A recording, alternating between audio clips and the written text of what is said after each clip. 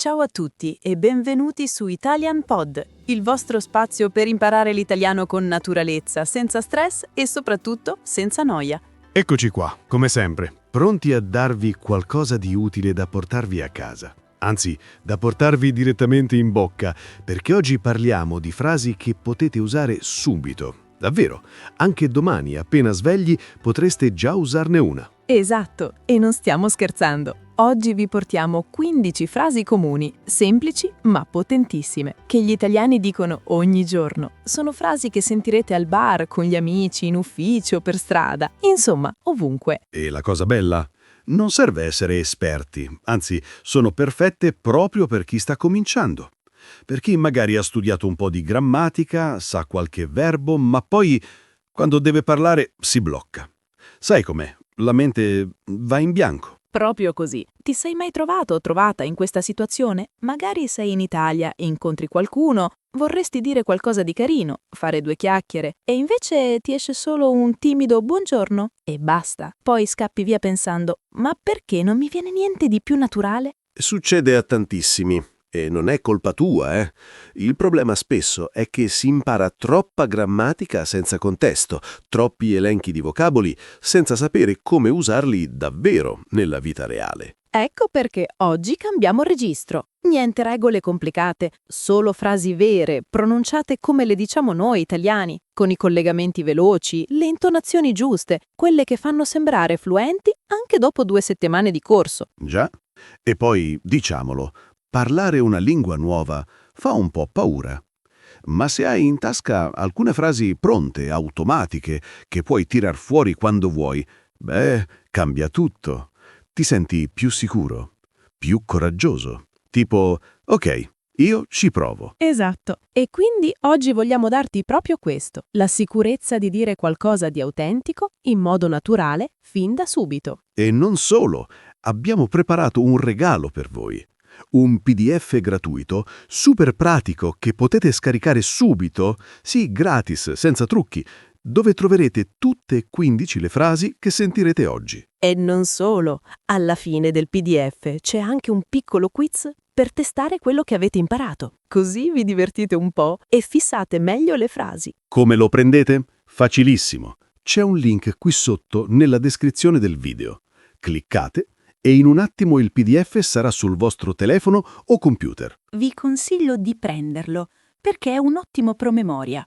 Potete stamparlo, salvarlo sul cellulare, leggerlo mentre fate colazione. Io lo farei se fossi in voi. E se vi piace quello che facciamo qui su Italian Pod, un piccolo gesto può fare tanta differenza. Mettete un mi piace al video. Aiuta tantissimo il canale a crescere e significa che state bene con noi. E se ancora non vi siete iscritti, fatelo ora, così non vi perdete i prossimi episodi. Ogni settimana nuovi argomenti, nuove frasi, nuove sfide, sempre con lo stesso spirito. Chiaro, diretto, umano. Ok, allora, siamo pronti? Prontissimi. Allora, andiamo. Partiamo con le prime frasi che dovete assolutamente conoscere, se volete iniziare a parlare italiano con naturalezza. E la prima è una delle più semplici, ma anche delle più usate. Allora, cominciamo proprio con qualcosa di leggero, semplice ma fondamentale, i saluti. Perché, diciamocelo, il modo in cui inizi una conversazione fa tutta la differenza, no? Esatto. E non sempre bisogna dire buongiorno o come stai, come nei libri. C'è un modo più naturale, più spontaneo. E oggi ve lo mostriamo. Prima frase. Come va? Sì, questa è una delle mie preferite. È informale, amichevole e la senti dappertutto, al bar, in ufficio, tra amici. È tipo il how's it going degli inglesi, ma in versione italiana, chiara e veloce. E attenzione, quando dici come va, spesso non aspetti davvero una risposta lunga. È più un modo per dire ehi, ci sono, per rompere il ghiaccio. Ma ovviamente, se qualcuno vuole parlare, ecco, allora parte la chiacchierata vera. Già. E poi, sentila pronunciata bene. Come va? Sì, proprio così, unita. Non come va, sillaba per sillaba, ma come va? Fluida, rapida. Così suona più naturale. Proviamola insieme. Immagina di incontrare un amico dopo un po'. Lo vedi, sorridi e gli dici «Come va?» E lui ti risponde «Tutto bene, grazie. E tu?» Altro classico. Breve, educato, efficace. Ecco, questa combinazione, come va? Tutto bene e tu? È praticamente l'anima della conversazione italiana quotidiana. La usano tutti, dai ragazzini ai nonni. E sai qual è il bello? Che puoi usarla anche se non hai tempo per parlare a lungo. Tipo, passi in fretta, dici «Come va?» e via. Ma basta per farsi notare, per essere gentile. Perfetto. Ora cambiamo scenario. Immagina di non vedere un amico da un po', tipo settimane, e magari vi siete persi di vista. Allora, cosa si dice? Ecco la seconda frase. Che hai fatto ultimamente? Sì, questa è ottima per riaprire una conversazione dopo un po' di silenzio ed è molto più naturale di «Cosa hai fatto negli ultimi tempi? Troppo lungo, troppo formale?» Esatto. Che hai fatto ultimamente suona morbido, scorre bene. E spesso viene accompagnata da un'altra frase tipica.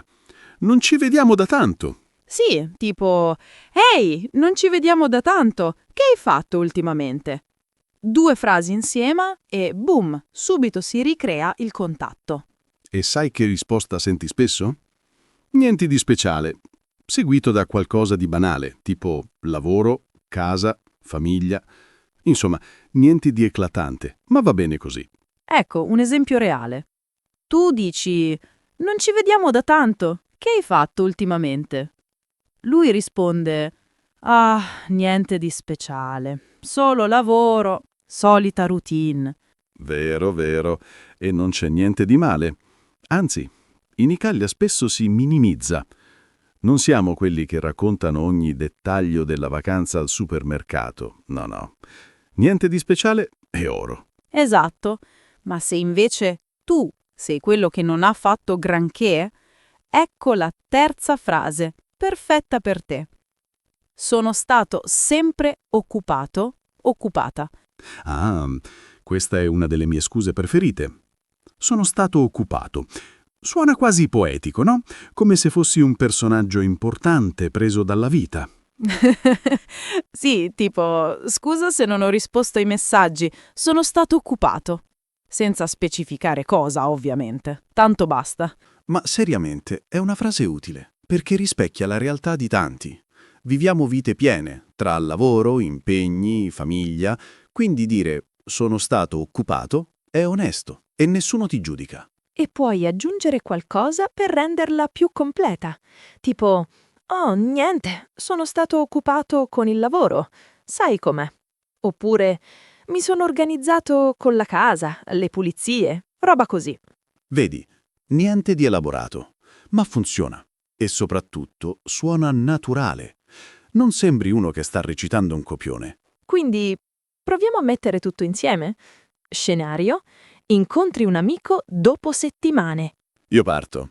Ehi, non ci vediamo da tanto, come va? Rispondo: tutto bene, grazie. E tu? Bene, bene. Che hai fatto ultimamente? Ah, niente di speciale. Sono stata sempre occupata con il lavoro. Capisco, capisco. Alla prossima ci prendiamo un caffè, eh? Assolutamente, promesso. Visto? Conversazione breve, ma reale. Nessuna grammatica perfetta, nessun errore. Ma soprattutto suona italiano. E questo è esattamente ciò che vogliamo. Non dobbiamo essere perfetti, dobbiamo essere comprensibili, naturali, un po' rilassati. E queste 3 frasi, come va? Che hai fatto ultimamente? E sono stato occupata, sono un'ottima base per iniziare. Le ripetete un paio di volte da soli, magari davanti allo specchio o mentre camminate, e dopo un po' vi verranno automatiche. Ok, ora cambiamo un po' il registro. Fino a qui abbiamo parlato di saluti, di come rompere il ghiaccio, ma adesso? Adesso parliamo della giornata. Perché, diciamocelo, quante volte ci chiedono «com'è andata?» e noi dobbiamo rispondere qualcosa. Tantissime. E spesso la verità è che non è andata né bene né male. è andata. Tipo, solita roba.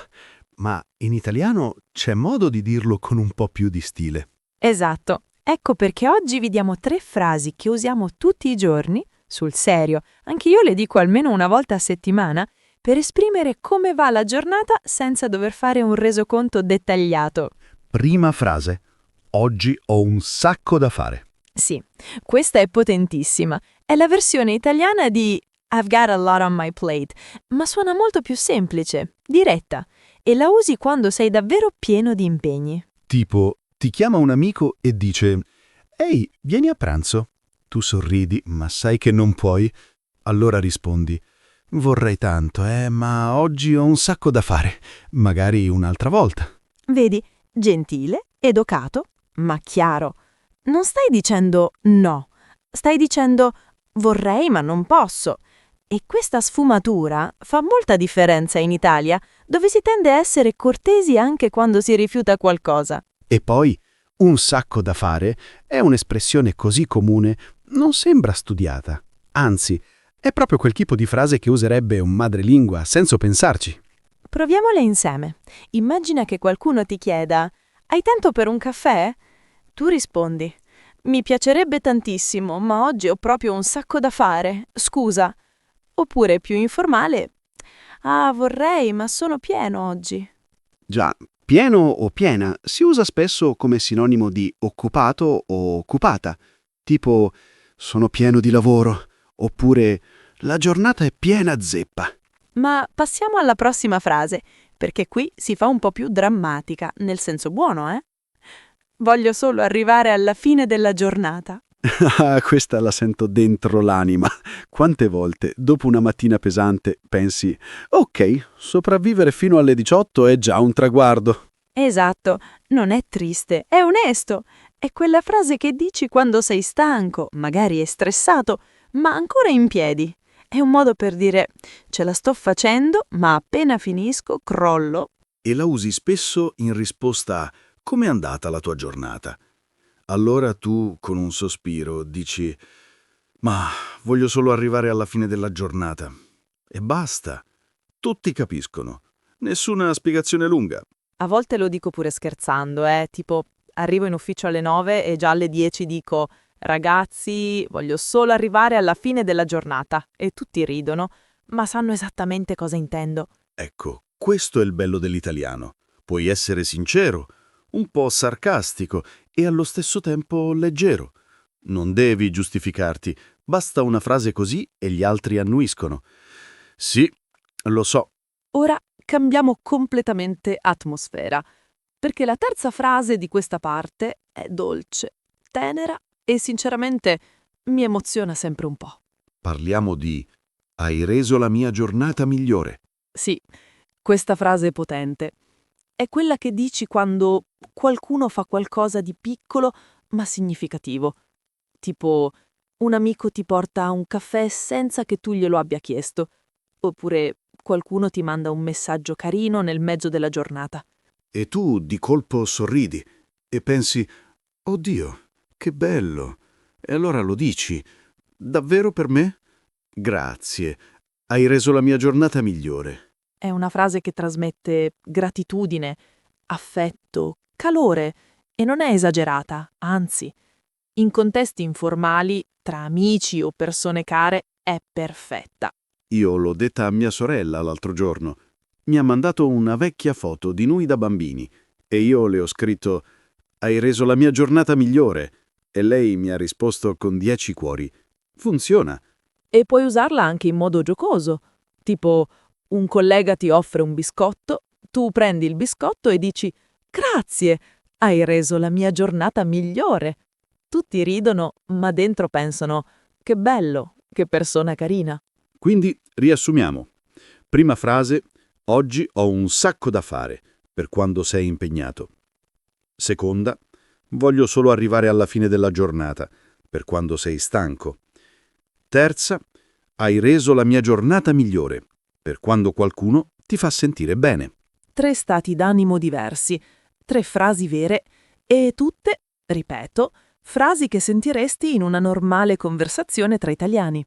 Ok, Cambiamo completamente atmosfera.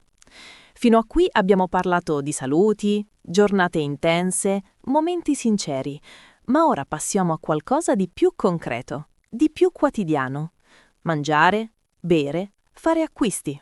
Sì, perché, diciamocelo, quando sei in Italia o anche solo quando parli con un italiano, molto spesso la conversazione gira intorno al cibo, a un caffè, a un aperitivo, oppure devi comprare una maglietta, un paio di scarpe, non so, un regalo in fretta.